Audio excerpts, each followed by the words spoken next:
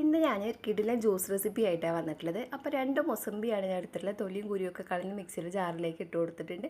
ഇനി ഇതിലേക്ക് ആവശ്യത്തിനുള്ള പഞ്ചസാരയും കൂടെ ചേർത്ത് തണുത്ത വെള്ളം ഒഴിച്ച് നമുക്കിതൊന്ന് ജ്യൂസായിട്ട് അരിച്ചെടുക്കാം കേട്ടോ.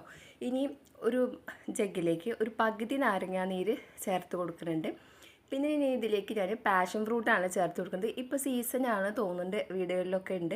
അപ്പോൾ പാഷൻ ഫ്രൂട്ട് കിട്ടുകയാണെന്ന് വെച്ചെങ്കിൽ എന്തായാലും ഒന്ന് ട്രൈ ചെയ്ത് നോക്കിക്കോളൂ കേട്ടോ. നമുക്ക് മുസമ്പിക്ക് പകരം ഓറഞ്ച് കൊടുക്കാം കേട്ടോ. അപ്പോൾ ആ പാഷൻ ഫ്രൂട്ടിൻ്റെ പൾപ്പൊക്കെ അതിലേക്ക് ചേർത്ത് കൊടുത്ത് മിക്സിയിൽ അടിക്കേണ്ട ആവശ്യമൊന്നുമില്ല. ഇത് നമ്മൾ അരിച്ചെടുത്തിട്ടുള്ള നമ്മുടെ ജ്യൂസ് ഉണ്ടല്ലോ, അതും കൂടെ ചേർത്തിട്ട് നന്നായിട്ട് സ്പൂൺ വെച്ചിട്ടൊന്ന് അടിച്ചെടുക്കാം. ഇനി നമ്മളിതിലേക്ക് കുറച്ച് സോഡയും കൂടെ ചേർത്ത് കൊടുക്കുകയാണ്. ഒരു മൊജിറ്റോടെ ഒക്കെ ഒരു ടേസ്റ്റ് വരും കേട്ടോ. ഇനി നമുക്കിത് സെർവ് ചെയ്യാം. ഒരു പുതിന ഇലയും കൂടെ ചേർത്ത് കൊടുത്തിട്ട് കഴിച്ച അടിപൊളി ടേസ്റ്റാണ് കേട്ടോ. അപ്പോൾ ഇപ്പോൾ നമ്മുടെ നാട്ടിൽ ഭയങ്കര ചൂടല്ലേ, മഴക്കാലമാണെങ്കിലും നല്ല ചൂടാണ്. അപ്പോൾ എല്ലാവരും ഇതൊന്ന് ട്രൈ ചെയ്ത് നോക്കിക്കോളൂ കേട്ടോ.